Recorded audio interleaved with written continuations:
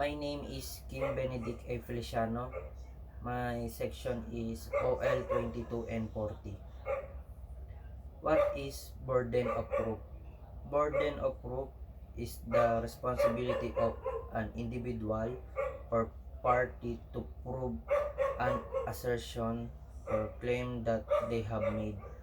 The burden proof can apply variety of situations such as scientists claiming a theory and a civil case or a criminal case. What is a burden of evidence? Burden of proof is a legal duty encompass encompasses two connected by separate ideas that apply for establishing the truth of facts and trial before tribunals in the United States.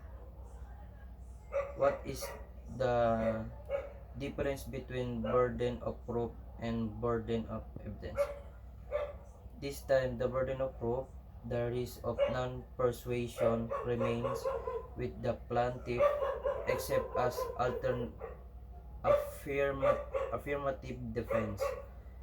The burden of evidence is simplify the burden of making or a meeting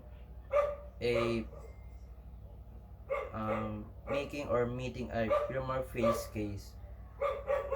What is meant by presumption? Behavior perceived as arrogant, disrespectful, and transgressing the limits of what permitted or appropriate.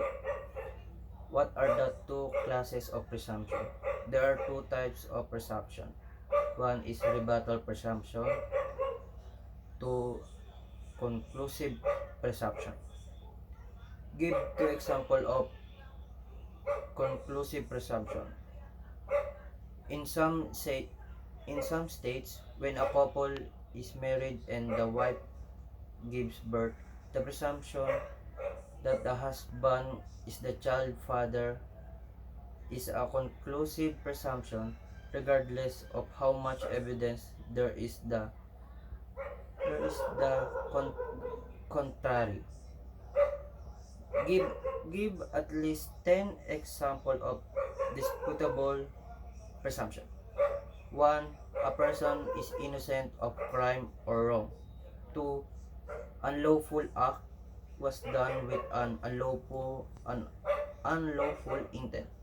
3. A person intends the ordinary consequence of the person's voluntary act. 4. A person takes ordinary cares of the person's own concern. 5. Evidence willful suppress would be adverse if produced. 6. More satisfactory evidence would be adverse if weaker and less satisfactory evidence is offered, and it's within the power of the party to offer more satisfactory evidence. 7. Money paid by one to another was due to later. 8. A thing delivered by one to another belong to the later. 8 ay 9. When the instrument evidence an obligation has been delivered to the debtor, the obligation has been set. 10. Prior rent or installment have been paid when a receipt for later rent or installment is produced. Who can contest the legitimacy of a child born to a wife? The husband. What is the doctrine of res ipsa lictior? States the requisite for the doctrine to apply.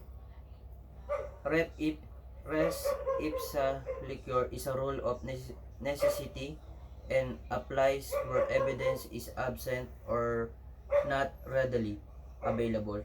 Provide the following requisite are present. The accident was of a kind which does ordinarily occur unless someone is negligent. That's all. Thank you.